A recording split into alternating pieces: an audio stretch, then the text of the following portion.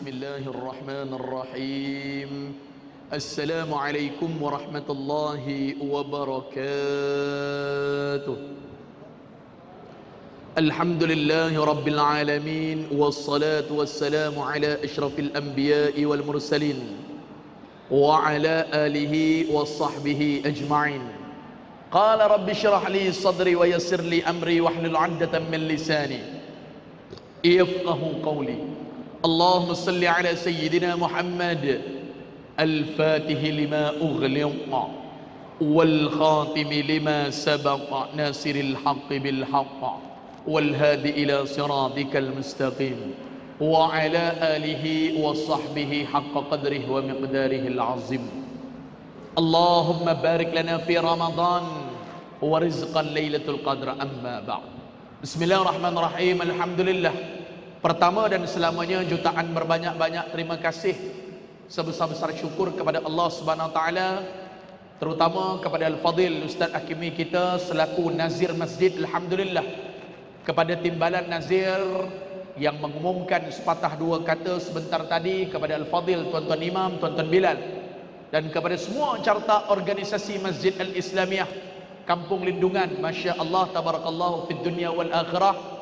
Pejam celik kita berada, kalau tak silap Ustaz, malam ni malam yang ke-11. Betul ke tuan-tuan? Malam ni malam ke-11 nah. Mana besok kita puasa yang ke-11. Bertepatan malam Sayyidul Ayyam, penghulu segala hari, iaitulah hari Khamis malam Jumaat. Berlalu dah tuan-tuan 10 malam yang pertama. Dia takkan datang lagi tuan-tuan dah. 10 malam pertama ni dah berlalu dah. Tuan-tuan sedar tak, dah 10 hari, seminggu lebih tuan-tuan berpuasa. Maka sekarang tuan-tuan yang dirahmati oleh Allah, masuk pada fasa yang kedua, fasa pertengahan. Dan kebiasaannya tuan-tuan, tambah-tambah 10 yang terakhir ini lagi cepat masanya akan berlalu. Jadi tuan-tuan yang dirahmati oleh Allah Subhanahu Wa Taala, kita berada pada satu tempat yang termulia, satu waktu yang begitu mustajab. Di antaranya pada hari Khamis malam Jumaat, di antaranya kita kata malam yang ke-11 Ramadan, tuan-tuan yang dirahmati oleh Allah. Yang inilah kata Nabi sallallahu alaihi wasallam, man shama ramadhana imana wa ihtisaban ghufiru lahu ma taqaddama min zambi. Tuan-tuan, kalau ada buat silap, ada buat salah, buat dosa, jangan cerita pada orang.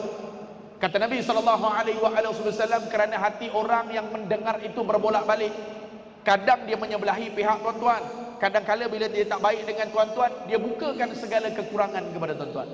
Sebab itu kata Nabi sallallahu alaihi wasallam, dalam bulan Ramadan ada 3 perkara untuk mendapatkan barakah dalam hidup tuan-tuan. 3 perkara dah. Ustaz tak maulah kupas supaya orang kata Allahumma salli ala sayyidina Muhammad dalam bulan Ramadan baca Quran, dalam bulan Ramadan tadarus, dalam bulan Ramadan infak. Teruskan. Tetapi kata Nabi sallallahu alaihi wasallam dalam kitab Jauharul Mauhub, riwayat daripada Al-Imam Baihaqi menyatakan kepada kita, dalam bulan Ramadan 3 perkara yang menjadi barakah di dalam hidup tuan-tuan. Bukan senang lah. Ada orang duit banyak tapi tak pernah cukup. Itu bukan duit tak ada, itu barakah, itu ditarik oleh Allah SWT. Jangan kata, Ustaz saya kerja dah siang, malam part time lagi, tak cukup-cukup Ustaz duit saya. Bukan tak cukup, itu dinamakan barakah, itu ditarik oleh Allah. Rezeki itu mesti ada. Tetapi tuan-tuan yang dirahmati oleh Allah, kadang-kadang kita terlepas pandang bagaimana hubungan kita hablum minan nas, bagaimana hubungan kita hablum minallah, bagaimanakah diri kita mencampakkan di dalam rumah-rumah Allah untuk kita beribadah kepada Allah Subhanahu Wa Taala. Jadi yang pertama tuan-tuan yang dirahmati oleh Allah, di dalam hadis menyatakan kepada kita tuan-tuan yang dirahmati oleh Allah, yang pertama sekali untuk mendapatkan keberkatan di dalam hidup, jangan pernah luput, jangan pernah tinggal untuk meminta doa daripada kedua ibu bapa tuan-tuan. Kerana itu barakahnya luar biasa. Itu doa daripada wali-walidaina. Kita doa mak ayah kita satu, Allahumma ighfir lana dhunubana wa liwalidina warhamhum kama rabbawna shighara wa li jami'il muslimina wal muslimat wal mu'minina wal mu'minat. Satu. Tetapi ini tuan-tuan untuk mendapatkan keberkatan, untuk mendapatkan barakah, semua yang ada di dalam ini punya ibu dan punya ayah. 5 sahaja makhluk di atas muka bumi Allah tidak punya ibu, tidak punya ayah, tetapi diizinkan oleh Allah untuk hidup. 2 manusia, 3 binatang. Yang pertama Nabi Allah Adam alaihissalam, tidak punya ibu, tidak punya ayah, diizinkan oleh Allah Subhanahu wa taala, walaqad karramna bani Adam. 1. Yang kedua manusia yang tidak punya ibu dan tidak punya ayah, Siti Hawa alaihissalam. 3. Binatang yang tidak punya ibu dan ayah, yaitulah unta Nabi Saleh, yang mana Nabi Allah Saleh alaihissalam berdoa kepada Allah untuk keluarkan daripada celah 2 jabal, daripada 2 celah bukit, untuk menandakan mukjizat Nabi Allah Saleh alaihissalam. Keluar, terbit unta Nabi Allah Saleh. Ba'da riwayah sebut unta betina. 3. 4 tuan-tuan yang dirahmati oleh Allah, tongkat Nabi Allah Musa alaihissalam bertukar jadi ular. Itu ular tidak punya ibu, tidak punya ayah.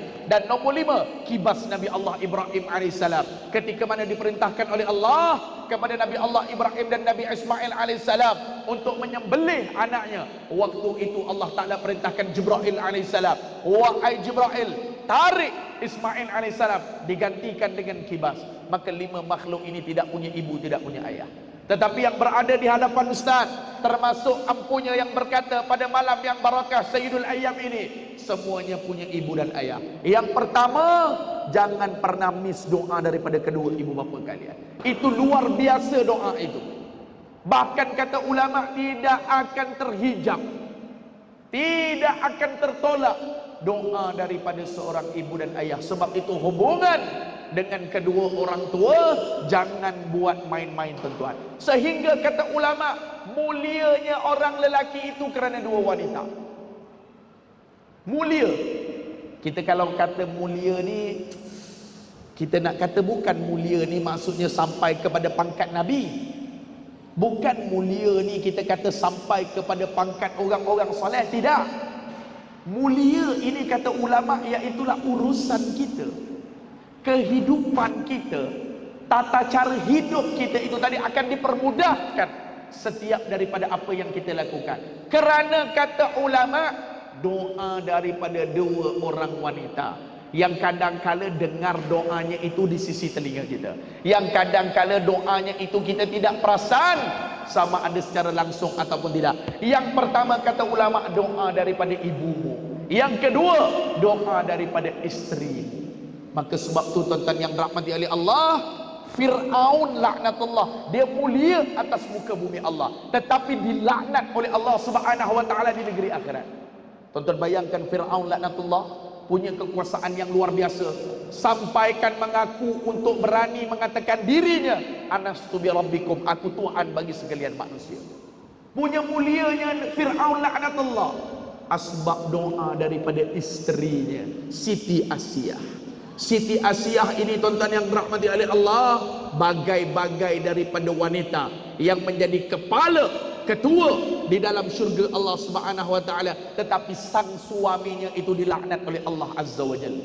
Sebab itu tuan-tuan yang dirahmati oleh Allah, doa daripada kedua orang tua kita adalah punca untuk mendapat keberkatan di sisi Allah Subhanahu wa taala. 1. Yang kedua kata ulama, tuan-tuan yang dirahmati oleh Allah, jangan tinggal untuk mendapat barakah, keberkatan di dalam hidup. Yang kedua, jangan buka keaiban orang. Orang yang tutup keaiban orang lain, kata Nabi, Allah Ta'ala tutup aibnya fid dunya wal akhirah. Ustaz baca sikit itu matan. Man satara musliman satara Allahu fid dunya wal akhirah. Siapa yang tutup keaiban orang lain, Allah Ta'ala tutup keaibannya dunia dan akhirat. Siapa yang rajin buka keaiban orang, sedangkan aib itu sudah tidak dibuat lagi, maksiat itu dah tak buat. Kalau orang itu masih kekal dalam maksiat, maka kita beritahu supaya elak, itu bukan aib, itu yu'minuna billahi wa bil yaumil akhir wa ya'muruna bil ma'ruf wa yanhauna 'anil munkar. Contoh, ustaz buat misal, orang tu dulu peminum arak ataupun pengedar dadah, tak kira lah pusher ke, tokan dadah ke, tapi sekarang tuan-tuan yang dirahmati oleh Allah tak buat kerja tersebut lagi. Bahasa mudah nak faham lah. Dah cuci tangan dah, tak mau buat.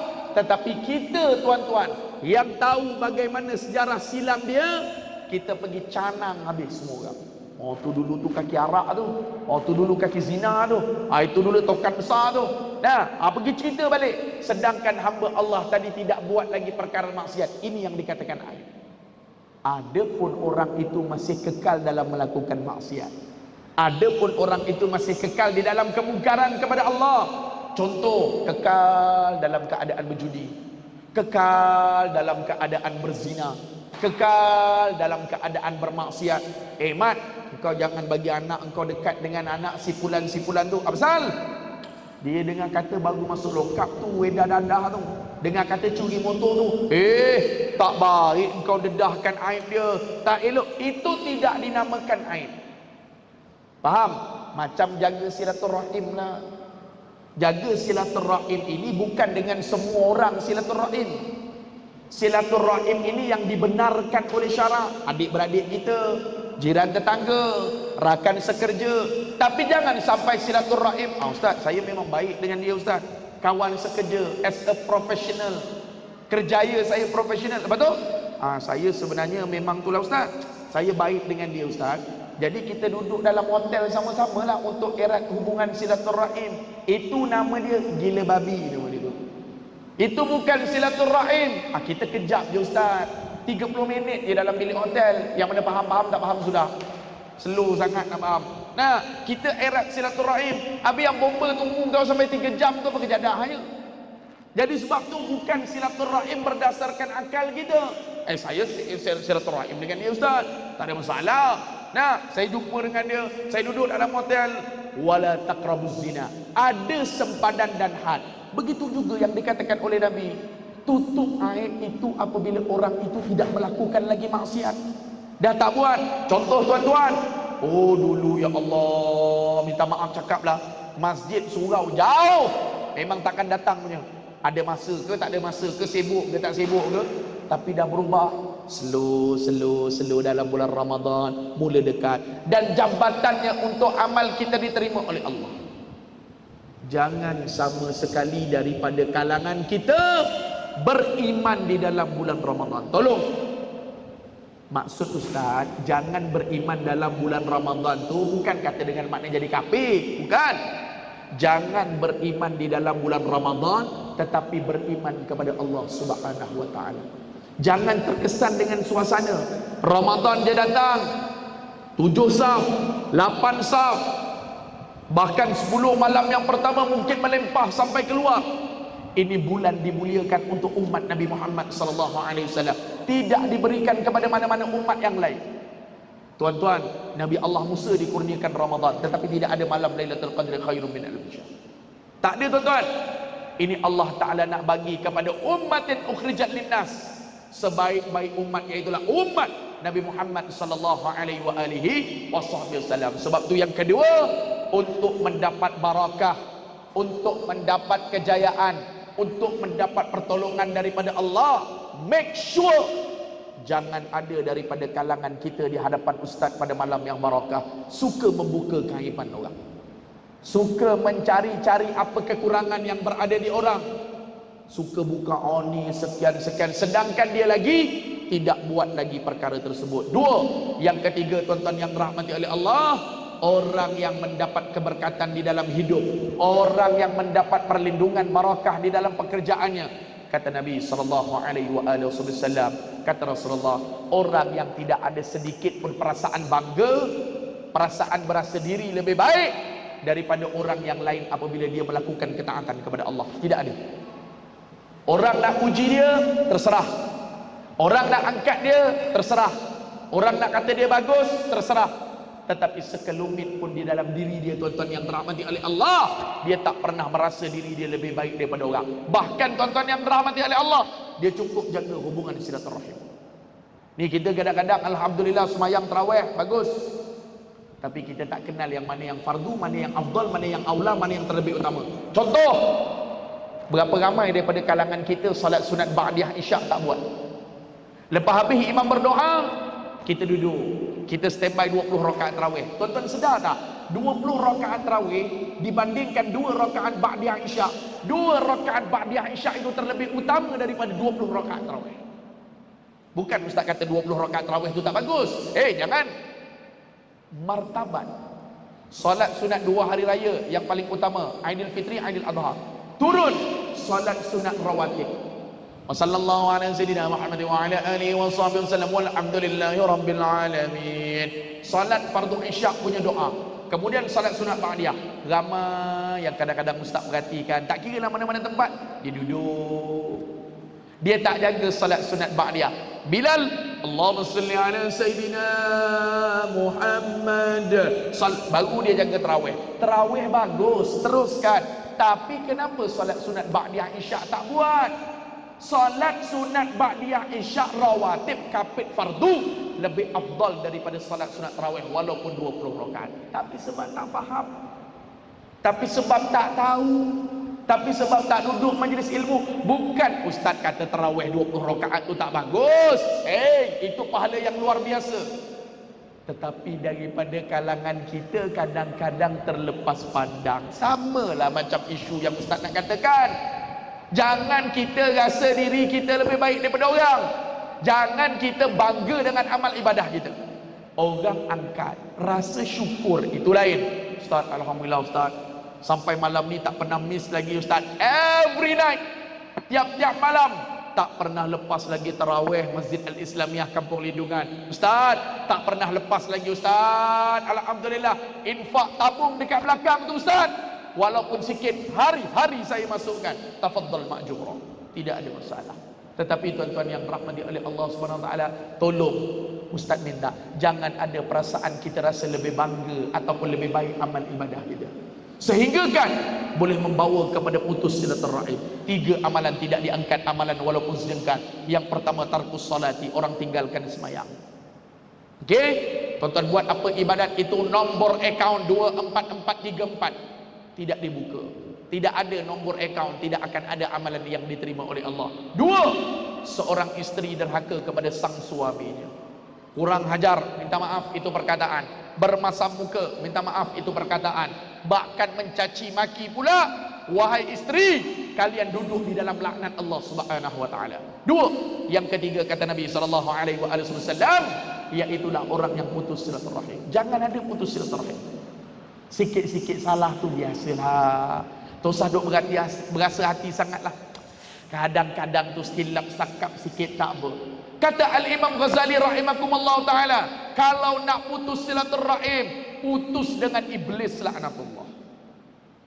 Kalau betul samsing, tak mau bercakap dengan orang, dendam kesumat, marahnya itu luar biasa, jangan marah sesama manusia. Kerana manusia itu kadang-kalanya tersilap, itu normal, biasa. Saya tersalah cakap dengan tuan-tuan, tuan-tuan tersalah cakap dengan saya, alah normal lah, mohon maaf lah lebih-lebih kurang. Tosah do tak bertegur lah sampai 3 tahun 4 tahun adik-beradik nak tegur. Kata Nabi SAW, kalau betul-betul, kata Ayyuhal Walad dalam kitab Ayyuhal Walad, Al-Imam Ghazali sebut, nak putus silaturahim, betul-betul putus dengan 2 golongan. Yang pertama, putus dengan iblis laknatullah. Jangan terikut bisikan iblis, jangan terpedaya tipu daya helah iblis. Dan yang kedua, bermusuh dengan orang yang menentang agama Allah, orang munafik, orang yang lawan agama Allah SWT, itu kena bermusuh. Sebab itu tuan-tuan yang dirahmati oleh Allah, kita tengok konteks kita baru-baru ini tuan-tuan, orang hina agama kita. Kalimah Allah ni tuan-tuan bukan main-main. Kalimah yang termulia, lafzul jalalah, alif lam lam ha, tidak dibenarkan kata ulama. Bahkan Nabi SAW sebut haram letak nama orang Allah, kerana milik mutlak lafzul jalalah, pencipta, alif lam lam ha. Nak letak Abdullah. Tapi kadang-kadang ada daripada kalangan orang kita langsung tidak ada perasaan sensitivity. Minta maaf tuan-tuan, saya buat bandingan pada malam yang barakah. Siapa yang tak pernah rasa sensitivity? Agama kita dihina. Saya tulis nama ayah tuan-tuan di stokin saya. Saya tulis nama ayah tuan-tuan. Nama ayah tuan-tuan siapa? Katalah ramai-ramai ni adik-beradik. Nama ayah tuan-tuan siapa? Contoh, Muhammad Karim. Contoh, saya tulis nama Karim dekat stokin saya. Saya pergi tempah, saya ambil gambar, saya send pada tuan-tuan. Apa perasaan tuan-tuan? Orang biasa mulia tempat-tempat nama letak di kopiah, habis-habis pun letak di cincin, habis-habis pun letak di jam tangan. Ini nama kalimah yang termulia, kalimah lafzul jalalah. Tuan-tuan yang rahmati oleh Allah, tidak ada yang terlebih utama melainkan kalimah yang termulia. Allahumma salli ala Sayyidina Muhammad. Nama Allah dan Rasul. Kata Sayyidina Umar Al-Khattab di zaman pemerintahannya dalam kitab Miftahul Khatabatul wal Wa'azu, kata Sayyidina Umar Al-Khattab, siapa hina Allah, siapa hina Rasulullah, wajib di atas pemerintahan aku untuk bunuh. Wajib untuk bunuh. Tapi kita jangan tuan-tuan, yang boleh hanya Imamul A'zam. Pemerintah sahaja yang boleh buat, kita tak boleh buat. Saya kuliah baru ni satu tempat di Balakong. Saya selitkan cerita sikit bab ni. Habis daripada kuliah ada 2 orang Indonesia tunggu saya dekat luar. 2 orang Indon tunggu saya dekat luar. Dia kata, "Ustaz, apa benar itu berlaku Ustaz di Malaysia sekarang?" Kadang-kadang orang Indonesia ni dia tak follow lah apa yang berlaku. Ya, sekarang tengah berlaku orang hina agama Allah. Orang hina nama Allah. Macam mana hinanya itu Pak Ustaz? Dia tulis nama alif lam lam ha, A L L A H, alif lam lam ha. Dia letak di mana ya Pak Ustaz? Dia letak di stokin. Ustaz pun tunjuk ni gambar. Waduh, kata Indon tu di Balakong. Waduh Pak Ustaz, ini kalau di Indonesia udah dibakar tokonya Pak Ustaz. Indon cakap macam tu Pak. Dah bakar, tapi kita jangan buat macam tu. Kita ada perundangan. Nak ceritanya, Ustaz nak gambarkan sensitivity itu mesti ada. Kita tak boleh buat apa-apa tuan-tuan. Jangan. Ustaz bukan provoke tuan-tuan. Ustaz bukan mengatakan bahawa tuan-tuan kena buat. No, salah.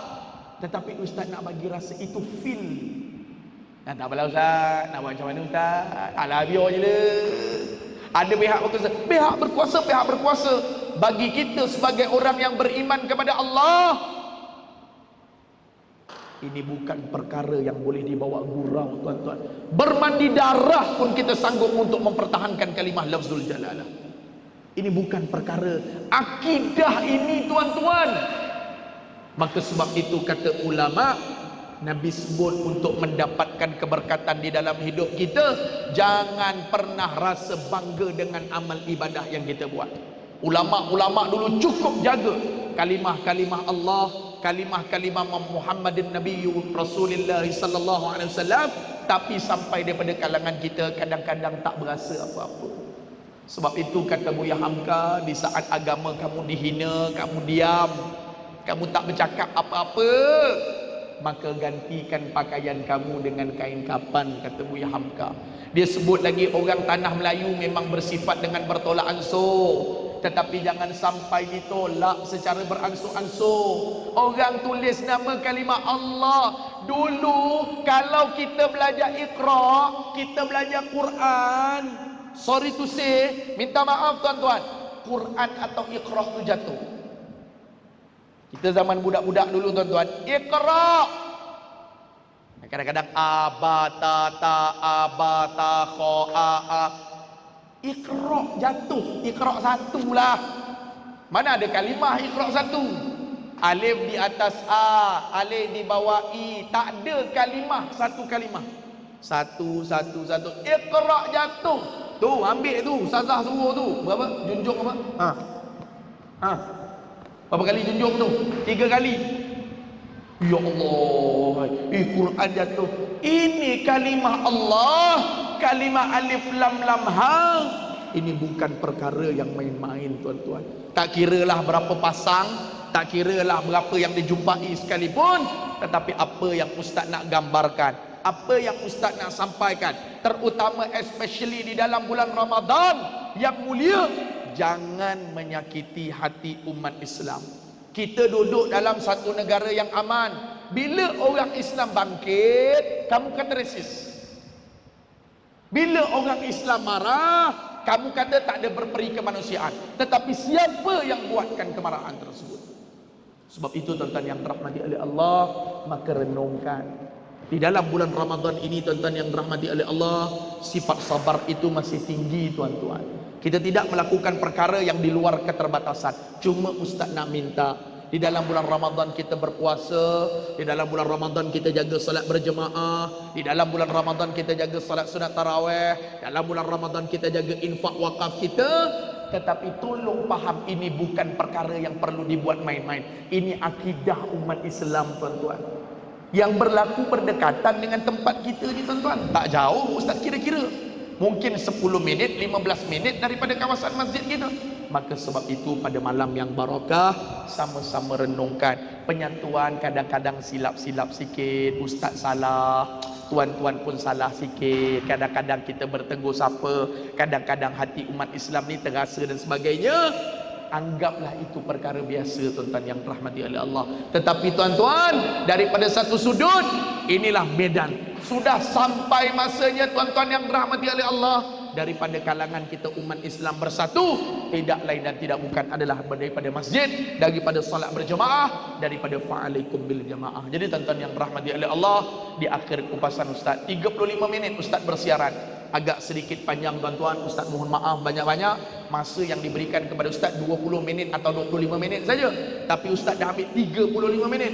Yang terakhir, tuan-tuan yang dirahmati oleh Allah, tidak ada apa perkara yang perlu Ustaz sampaikan, cuma doa. Yang apa yang Ustaz nak minta kepada Allah Subhanahu Wa Taala di dalam bulan Ramadan ini, tuan-tuan, yang paling penting Ustaz doakan tuan-tuan diberikan kesihatan yang baik oleh Allah Subhanahu Wa Taala. Amin. Ustaz doakan yang berada di dalam Masjid Al-Islamiyah Kampung Lindungan ini istiqamah, rakaat-rakaat yang dibuat melalui salat sunat tarawih.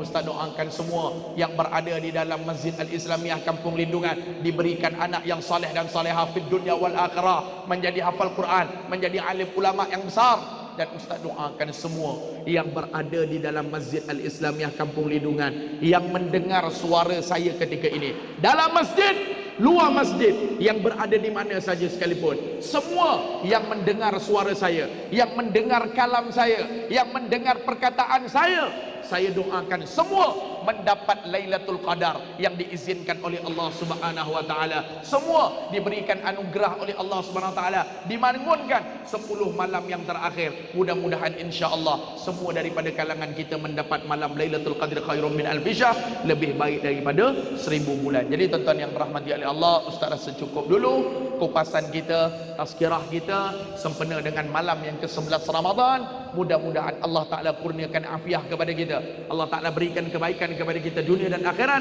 dan mudah-mudahan insya-Allah kita bersama dengan Nabi kita Nabi Muhammad sallallahu alaihi wasallam di dalam syurga kelak. Mudah-mudahan Allah Ta'ala menampakkan segala kebaikan kepada kita, Allah Ta'ala letakkan kita untuk mendapat rahmat dan pertolongan daripada Allah Subhanahu wa Ta'ala. Yang baik datang daripada Allah, salah dan silap datang daripada Ustaz. Mudah-mudahan insya-Allah ada rezeki, ada kelapangan, kita berjumpa lagi pada kuliah-kuliah yang akan datang. Aqulu qouli hadza wa nastaghfiruka wa natubu ilaik. Bismillahirrahmanirrahim. Alhamdulillahirabbil alamin. Wassalatu wassalamu ala Rasulillah wa ala alihi wa sahbihi wa man walah. Allahumma zidna wa la takusna wa akrimna wa la tuhinna wa atina wa la tahrimna wa athirna wa la tusra alaina wardina warda 'anna. Ya Maulana da'wahum فيها سبحانك اللهم وتحيتهم فيها سلام وآخر دعواهم أن الحمد لله رب العالمين. السلام عليكم ورحمة الله وبركاته.